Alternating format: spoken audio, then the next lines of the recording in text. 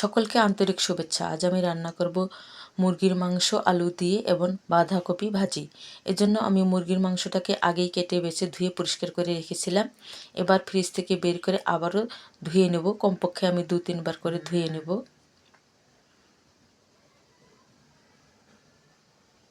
মাংসগুলো প্রায় ধোয়া শেষ। এবার আমি ভাত রান্না করার জন্য চুলোতে একটা হাঁড়ি বসিয়ে দিয়েছি পরিমাণ মতো পানি দিয়ে। এবার চাউল ধুয়ে হাঁড়িতে ছেড়ে দেব। চাউলগুলোকে আমি কমপক্ষে 3-4 বার ধুয়ে নেব। হাত দিয়ে কষলে কষলে চাউলগুলোকে ধুয়ে নেব। চাউল ধোয়া হয়েছে, এবার আমি হাঁড়িতে ছেড়ে দেব।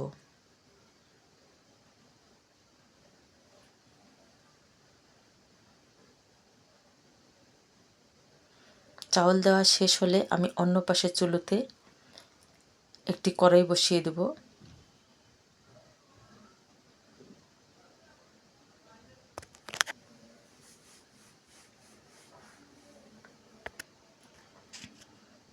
আমি কড়াই বসিয়ে দিলাম। কড়াই গরম হলে আগে থেকেই আমি কাঁচামরিচ, পেঁয়াজ, রসুন এগুলো কেটে রেখেছিলাম, সেগুলো দিয়ে দিলাম।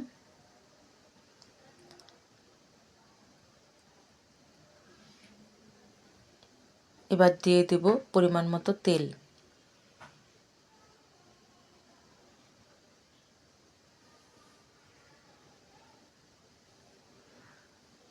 এবার আমি ভাজা কাটা দিয়ে ভালোভাবে নেড়েচেড়ে মশলাটাকে লাল লাল করে ভেজে নেব।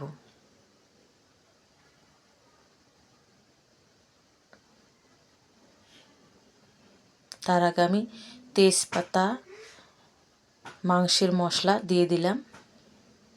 মশলাটা প্রায় লাল লাল হয়েছে। এবার সামান্য পরিমাণ পানি দিয়ে দেব। এতে পুড়ে যাওয়ার ভয় থাকবে না।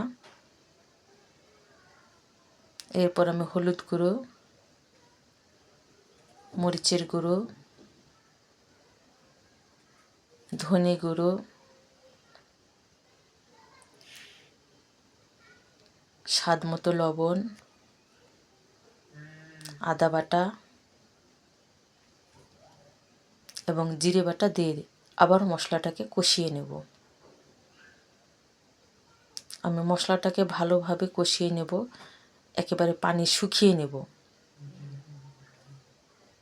পানি শুকিয়ে মশলাটা কষানো হলে আমি এবার মাংসগুলোকে ছেড়ে দেব।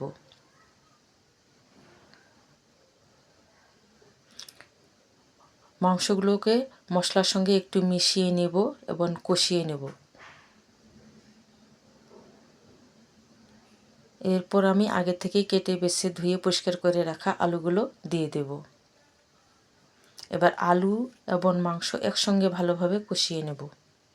আমি ভাজা কাটা দিয়ে বারবার নেড়ে চেড়ে নিচ্ছি, তা না হলে নিচে লেগে যেতে পারে। আমি আলু এবং মাংস ভালোভাবে কষিয়ে নেব।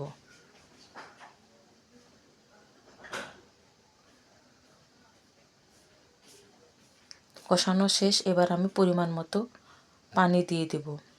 একটু বেশিই পানি দেব, কারণ ঝোল সহ পানি দিয়ে দিলাম একেবারে। একটু নেড়ে চেড়ে দিচ্ছি।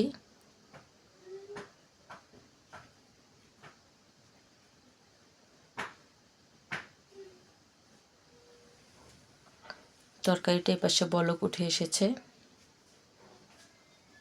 একটু নেড়ে চেড়ে দিলাম।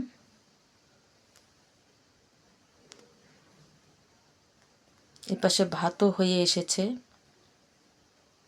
বলক উঠছে। আর একটু তরকারিটা নেড়ে চেড়ে দিচ্ছি। এবার আমি ভাতের হাঁড়িটা নুসনি দিয়ে পরিষ্কার করে নিব। ভাতের হাঁড়ি নুসনি দিয়ে পরিষ্কার করে নিলে অনেক চকচকে এবং পরিষ্কার পরিচ্ছন্ন দেখায়। তাছাড়া এটা আমার অভ্যাসে দাঁড়িয়েছে। নুসনি দিয়ে পরিষ্কার না করলে একটুকু ভালো লাগে না। ঢাকনা দিয়ে ঢেকে দিচ্ছি এবং চুলোর আঁচটা কমিয়ে দিলাম। এতে করে ভাত ঝরঝরে থাকবে, নিচে যেটুকু পানি থাকবে সেটা শুকিয়ে যাবে। মুরগির মাংসের তরকারিটা প্রায় হয়ে এসেছে। আর একটু ঝোল কমে গেলে আমি নামিয়ে নেব।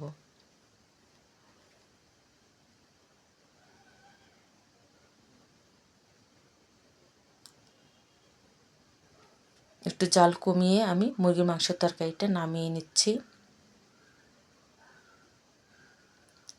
আলু দিয়ে মুরগির মাংস সকলেই খেতে পারবে, তবে এটি খুব বেশি খাওয়া ভালো নয়। ডায়াবেটিক্স রোগীদের জন্য আলু তো মোটেই নয়, এবং ব্রয়লার মুরগির মাংস এটি প্রজনন ক্ষমতা কমিয়ে দেয়।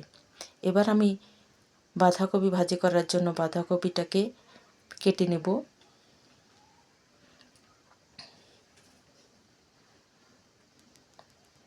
আমি বাঁধাকপিটাকে কেটে নিয়েছি চিকন চিকন করে এবং ধুয়েও পরিষ্কার করে নিয়েছি।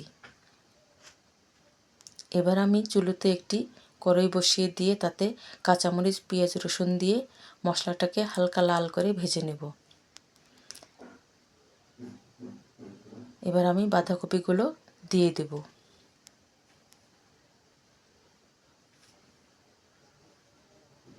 আমি সবগুলো কাটা বাঁধাকপি দিয়ে দিচ্ছি।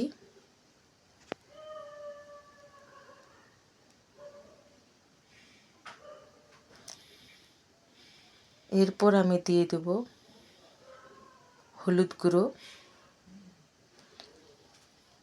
সামান্য একটু মরিচের গুঁড়ো, দিলেও হবে না দিলেও হবে, তবে আমি একটু দিচ্ছি। এরপর একটু ধনে গুঁড়ো, স্বাদ মতো লবণ,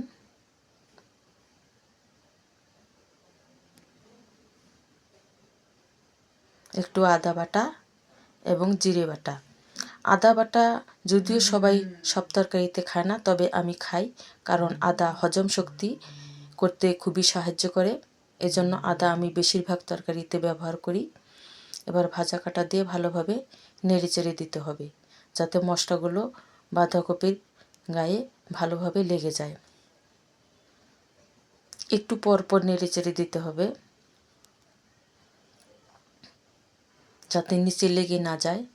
যদিও বাঁধাকপিতে অনেক পানি উঠে, লেগে যাওয়ার সম্ভাবনা কম, তবুও নেড়ে দিতে হবে। বাঁধাকপির পানি সম্পূর্ণ শুকিয়ে ঝরঝরে হয়ে এলে নামিয়ে নেব। বাঁধাকপি খুব কড়া করে ভাজতে হয় না, একটু ভেজা ভেজা থাকাতেই নামাতে হয়। কড়া করে ভাজলে খুব একটা ভালো লাগে না। আমি আর একটু পর বাঁধাকপিটা নামিয়ে নেব। প্রায় হয়ে এসেছে।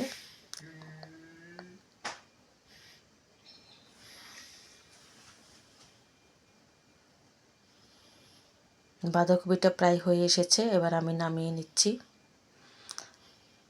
বাঁধাকপি ভাজি সকলেই খেতে পারবে, বিশেষ করে ডায়াবেটিক রোগীদের জন্য বাঁধাকপি ভাজি খুবই উপকার। এটি ডায়াবেটিক নিয়ন্ত্রণে সহযোগিতা করে। আমার এই ভিডিওটি এতক্ষণ দেখার জন্য সকলকে আন্তরিক ধন্যবাদ।